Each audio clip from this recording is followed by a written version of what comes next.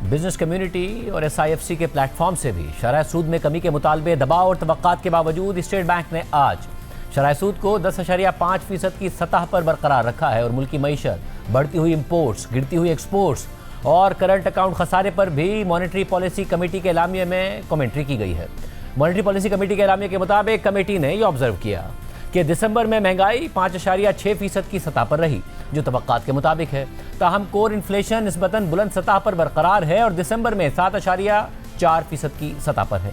इसके साथ साथ हाई फ्रीक्वेंसी इंडिकेटर, जिनमें लार्ज स्केल मैन्युफैक्चरिंग भी शामिल है, ये जाहिर करते हैं कि मुआशी सरगर्मियों में तवक्कात से ज़्यादा बेहतरी आई है और इन सरगर्मियों को डोमेस्टिक सेक्टर्स ने लीड किया है। कमेटी ने यह भी नोट किया कि तिजारती खसारा इंपोर्ट्स वॉल्यूम में इजाफे और एक्सपोर्ट्स में कमी की वजह से बढ़ गया है, मगर मजबूत तरसीलात ज़र और दुनिया में कमोडिटी प्राइसेस में कमी की वजह से करंट अकाउंट खसारा निस्बतन महदूद रहा है। इन अवामिल की वजह से मॉनेटरी पॉलिसी कमेटी ने नोट किया है कि महंगाई और करंट अकाउंट के आउटलुक में कोई तब्दीली नहीं आई है, ताहम मुआशी तरक्की का आउटलुक बहुत हद तक बेहतर हुआ है। और इन तमाम अवामिल की रोशनी में मॉनेटरी पॉलिसी कमेटी यह समझती है कि शरह सूद को मौजूदा 10.5% की सतह पर बरकरार रखा जाए ताकि कीमतों में इस्तेहकाम और पायदार मुआशी तरक्की की तरफ बढ़ा जा सके। मॉनेटरी पॉलिसी कमेटी ने गुज़िश्ता मीटिंग के बाद से अब तक की डेवलपमेंट्स पर भी तबसरा किया है। लामी के मुताबिक पहली डेवलपमेंट यह है कि इस माली साल की पहली तिमाही में GDP ग्रोथ 3.7% रही और इस तरक्की को इंडस्ट्री और एग्रीकल्चर सेक्टर ने लीड किया। दूसरी डेवलपमेंट यह है कि कंज्यूमर और बिजनेस कॉन्फिडेंस में बेहतरी आई है, जबकि इन स्टेक होल्डर्स की महंगाई के हवाले से तवक्कात में भी कमी आई है। तीसरी डेवलपमेंट यह है कि स्टेट बैंक के ज़र मुबादला के ज़खायर दिसंबर के टारगेट से आगे निकल गए हैं और 16 जनवरी को $16.1 अरब की सतह पर पहुंच गए और इस इजाफे में इंटरबैंक में स्टेट बैंक की तरफ से डॉलर्स की खरीदारी ने सबसे बड़ा किरदार अदा किया। चौथी डेवलपमेंट यह है कि FBR की रेवेन्यू ग्रोथ में कमी आई है और ये रेवेन्यू ग्रोथ दिसंबर में 7.3% रह गई और FBR अपना टारगेट हासिल ना कर सका। और आखिरी डेवलपमेंट यह हुई कि IMF ने 2026 के लिए अपनी ग्लोबल ग्रोथ फोरकास्ट बेहतर कर दी है। GDP ग्रोथ पर मजीद तबसरा करते हुए मॉनेटरी पॉलिसी कमेटी ने अपने एलामी में लिखा है कि रवा साल की पहली तिमाही में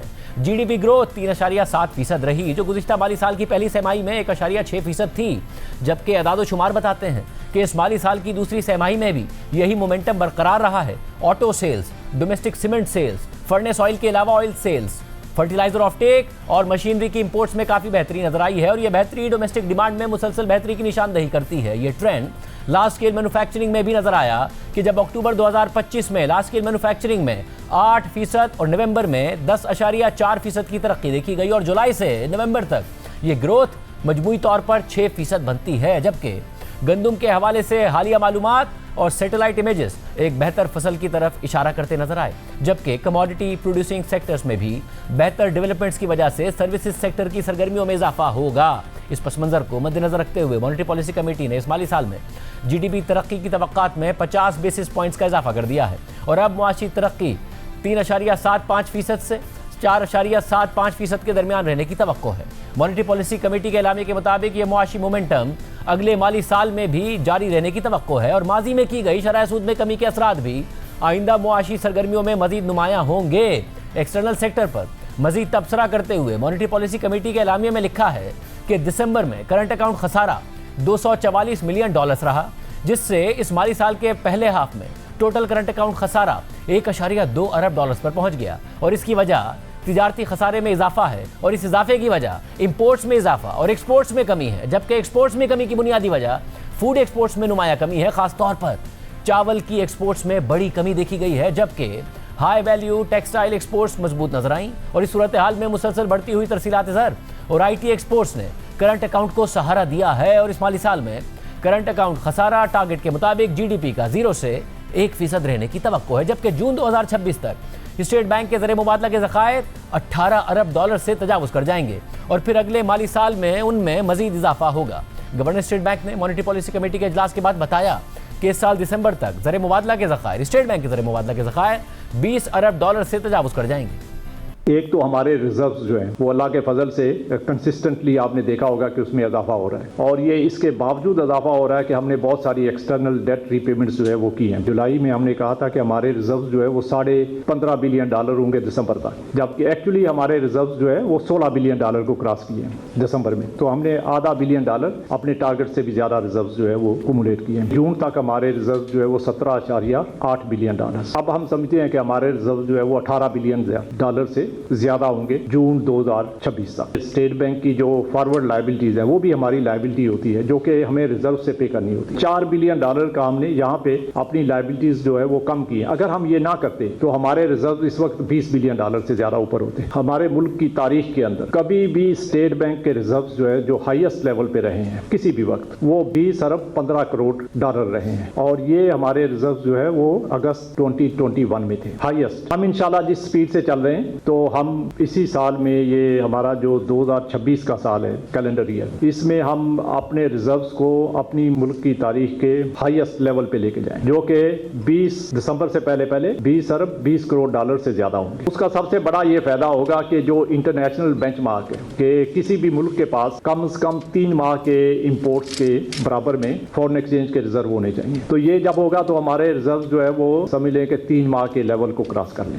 गवर्नर स्टेट बैंक ने यह भी कहा कि मुआशी सरगर्मियों को बेहतर करने के लिए बैंक्स की कैश रिजर्व रिक्वायरमेंट को कम कर दिया है। इससे बैंक्स के पास प्राइवेट सेक्टर को देने के लिए ज़्यादा पैसे होंगे। तो कैश रिजर्व रिक्वायरमेंट, उसकी रिक्वायरमेंट जो अभी इस वक्त फोर्टनाइटली एवरेज 6% है, तो इसको कम करके हमने 5% कर दिया। तो 6% की बजाय अब बैंक्स जो है फोर्टनाइटली एवरेज हमारे पास 5% मेंटेन करेंगे, और जो डेली मिनिमम रिक्वायरमेंट है जो रोजाना की बुनियाद पे बैंक्स को हमारे पास मेंटेन करना होता है, जो इस वक्त 4% है, तो उसको कम करके 3% कर दिया। तो 1% का डेली मिनिमम रिक्वायरमेंट में भी और फोर्टनाइटली एवरेज में भी रिडक्शन कर दिया, और इसकी इंस्ट्रक्शंस भी आज बैंक्स को इशू कर देंगे। अब इसका इम्पैक्ट ये आएगा कि जो बैंक्स की capacity to lend to the, खासकर टू दी प्राइवेट सेक्टर, तो वो उसमें बढ़ेगी, और उसके साथ साथ इसका मार्केट के अंदर जो पॉजिटिव डेवलपमेंट होगी, और खासकर हमारी इकोनॉमिक एक्टिविटी जो इस वक्त पिकअप ऑलरेडी कर चुकी हैं उनको फर्दर सपोर्ट करेगी।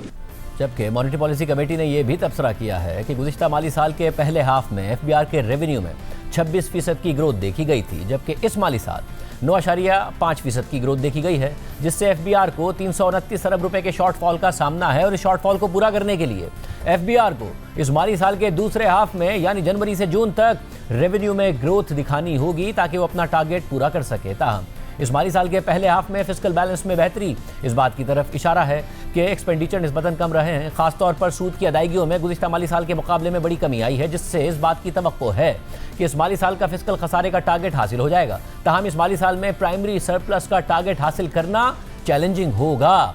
बिजनेस कम्युनिटी शरह सूद में कमी का मुतालबा भी कर रही थी और तवक्को भी कर रही थी, और इसी तवक्को में स्टॉक मार्केट का 100 इंडेक्स आज इंट्राडे ट्रेडिंग के दौरान तकरीबन 1800 पॉइंट्स इजाफे के साथ 1,91,000 पॉइंट्स की सतह को अबूर कर गया था, मगर फिर 579 पॉइंट्स की कमी के साथ 1,88,587 पॉइंट्स पर बंद हुआ।